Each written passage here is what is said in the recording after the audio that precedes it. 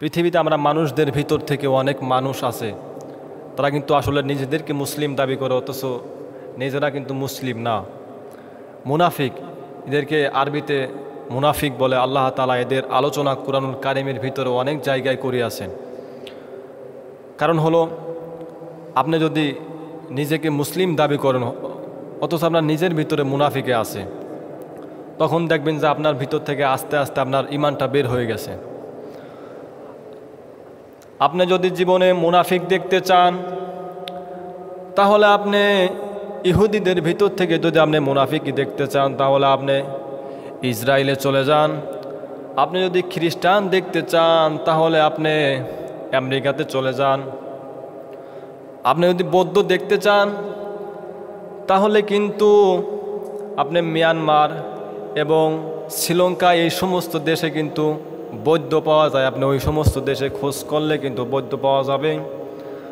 আপনি যদি হিন্দু দেখতে চান, তাহলে আমাদের পাশের রাষ্ট্র ভারত, আপনি ওখানে খোঁজ খবর নিলে কিন্তু হিন্দু পাওয়া যাবে।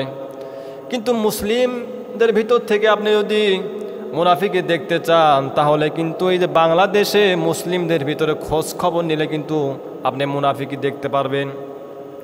আল্লাহ তাআলা মুনাফিকদের কথা আল্লাহ কুরআনুল কারীমের ভিতরে অনেক জায়গায় বলেছেন। আল্লাহ তাআলা কুরআনুল কারীমের ভিতরে ইন্নাল মুনাফিকিনা ফিদ দারকিল আসফালি মিনান নার।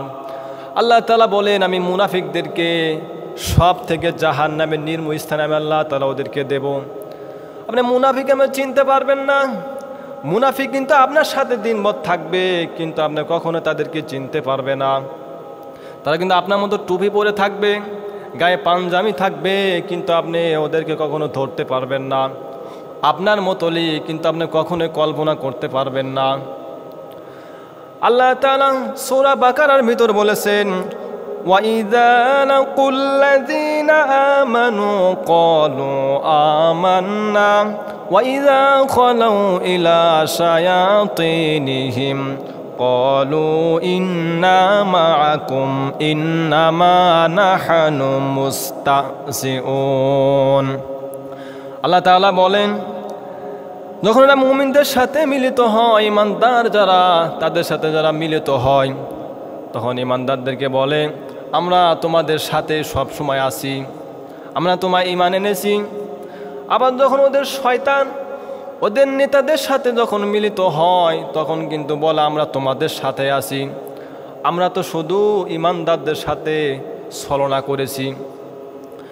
এইভাবে কিন্তু আপনি মুনাফিক ধরতে পারবেন না, কিন্তু ওরা মানুষদের সাথে মিশে থাকে, আপনি ওদেরকে কখনো চিনতে পারবেন না। কিন্তু আপনার মতোই লোক আপনার সাথে, মুনাফিকরা আপনার জীবনের সব থেকে বড় ক্ষতি করবে। মুনাফিকরা আপনি কখনো চিনতে পারবেন না। আমি একটা মুনাফিকের একটা নেতার নাম পেয়েছি তাফসির এবং কুরআন হাদিসের ভিতরে অনেক জায়গা বলেছে। তার নাম হলো আব্দুল্লাহ ইবনে উবাই। এই লোকটা রাসূলের পিছনে নামাজ পড়তো, রাসূলের সাথে ইফতারি করত, রাসূলের সাথে হজ করত, জীবনে যত ভালো ভালো কাজ আছে রাসূলের সাথে করত। কিন্তু এই লোকটা যখন মারা গেল, তখন হযরত ওমর রাদিয়াল্লাহু তাআলা আনহুর কাছে এই খোঁজটা পাওয়া। তার সন্তান আব্দুল্লাহ দৌড়ে এসেছে রাসূলের কাছে, ইয়া রাসূলুল্লাহ, আমার পিতা আব্দুল্লাহ ইবনে উবাই মারা গিয়েছে, আপনি তার জন্য জানাজার জন্য প্রস্তুতি নেন। রাসূল সাল্লাল্লাহু আলাইহি ওয়াসাল্লাম সাহাবীদেরকে বললেন, তোমরা প্রস্তুতি নাও, তার জানাজা আমি করব। সাহাবীদেরকে নিয়ে যখন তিনি জানাজা করার জন্য উদ্দেশ্য রওনা হয়েছে, হযরত ওমর রাদিয়াল্লাহু তাআলা আনহু তার জামাটা পিছন থেকে টেনে ধরেছে। ইয়া রাসূলুল্লাহ, আপনি কোথায় যাচ্ছেন? বলে, ওমর, আব্দুল্লাহ ইবনে উবাই মারা গেছে, তার জানাজা আমি করতে যাব। হযরত ওমর রাদিয়াল্লাহু তাআলা আনহু বললেন, ইয়া রাসূলুল্লাহ, আপনি কি জানেন এই আব্দুল্লাহ ইবনে উবাই কি করেছে? না, আমি তো জানি না, আমার আল্লাহ তাআলা এখন আমাকে কিছুই জানান নাই। কি করেছে জানেন? উহুদের ময়দান থেকে 300 সাহাবীকে নিয়ে তিনি ওখান থেকে ভেগে গিয়েছিল।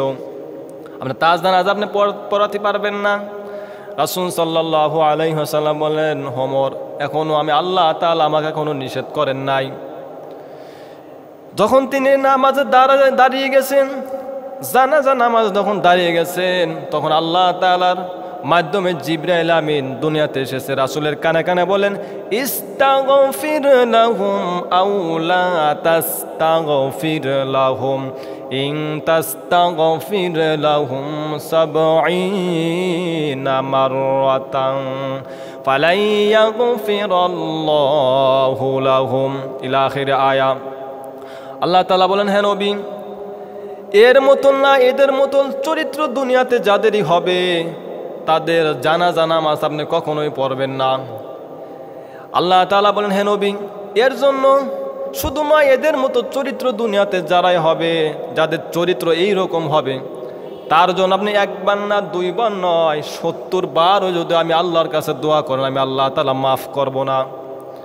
রাসূল সাল্লাল্লাহু আলাইহি ওয়াসাল্লামের কথাটা জিবরাইল আমিন শোনার পরে রাসূল বললেন, যেহেতু আল্লাহ তাআলা ৭০ বার ক্ষমা চাইলে ক্ষমা করবে না, তাহলে এই লোকটার জন্য আমি ৭১ বার পর্যন্ত দোয়া করব, তার জন্য মাপ চাইব।